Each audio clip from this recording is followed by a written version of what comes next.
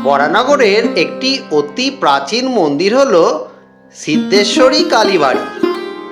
ঠাকুর রামকৃষ্ণ পরমহংসদেবের শুভাগমন ঘটেছিল এই মন্দিরে। আজ বলবো এই মন্দিরের কিছু কথা। নমস্কার, আমি কৌশিক। বরানগর বাজারের 3 রাস্তার সংযোগস্থলে গোপাললাল ঠাকুর রোডে অবস্থিত মন্দিরটি। এই মন্দিরে আসার জন্য আপনারা স্মৃতির মোড়ে এসে স্মৃতির মোড় থেকে অটো বা রিক্সা করে খুব সহজেই পৌঁছে যেতে পারবেন মায়ের এই মন্দিরে।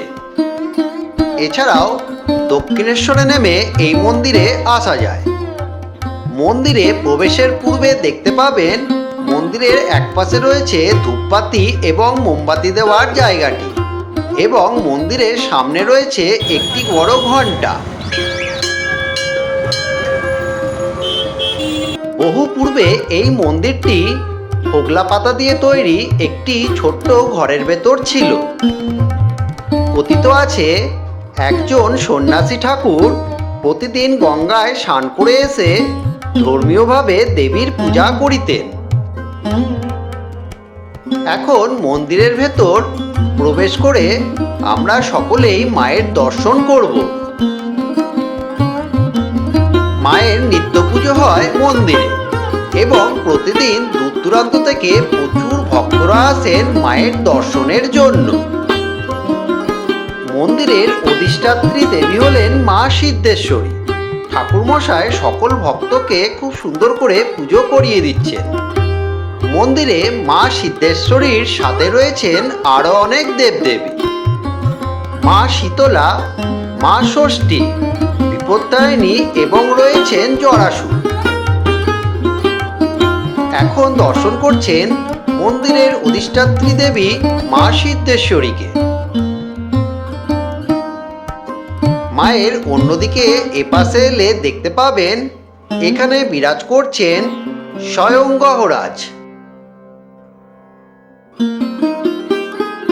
কথিত আছে কাশীপুর উদ্যানবাটি যাওয়ার সময় ঠাকুর এই মন্দিরে মাতৃ দর্শন করতে আসিতেন। বেশ কয়েকবার এই মন্দিরে মাতৃ দর্শন করতে এসেছিলেন ঠাকুর শ্রী শ্রী রামকৃষ্ণ পরমহংসদেব। জানা যায় রানী রাসমণি দেবীও এই মন্দিরে একবার মাতৃদর্শন করিয়া গিয়েছিলেন। মন্দিরের প্রধান উৎসব হল কালী পুজো। এছাড়াও শ্রী শ্রী সিদ্ধেশ্বরী কালীমাতার পৌষ মাসে পৌষ কালী পুজো খুব ধুমধাম করে হয়ে থাকে এই মন্দিরে। জয় মা সিদ্ধেশ্বরী। বরানগর সিদ্ধেশ্বরী কালীবাড়িটি আজ ঘুরে দেখলাম।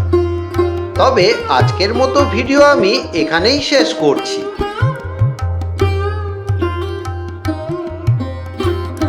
আপনাদের সকলের কাছে অনুরোধ রইল, ভিডিওটা দেখে যদি আপনাদের ভালো লেগে থাকে ভিডিওতে অবশ্যই একটা লাইক কমেন্ট করতে ভুলবেন না। আপনাদের সাথে আমার আবার দেখা হবে পরের ভিডিওতে। ততক্ষণের জন্য টাটা।